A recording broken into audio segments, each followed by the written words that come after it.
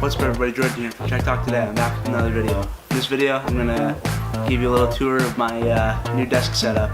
Alright, so I've got, on this table, I've got my HP 15.6 inch laptop in the corner, and it's connected to an Insignia Monitor, and there's an Apple TV as well, which has some of the built-in high-resolution video wallpapers. I just leave this running. It's really nice. And then in between that, I have my camera battery charger. So in the middle of my desk, I've got my Logitech K380, which I featured in a previous video.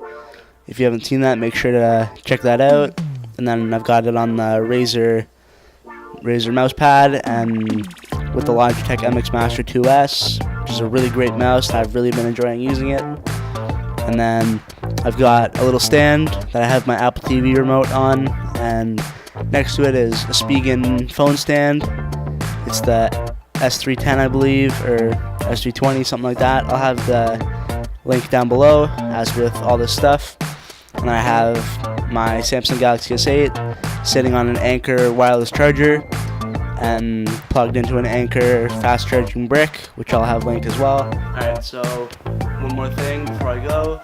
So this video is going to be posted on Tuesday, February 13th, which is exactly 1 year since I started this channel.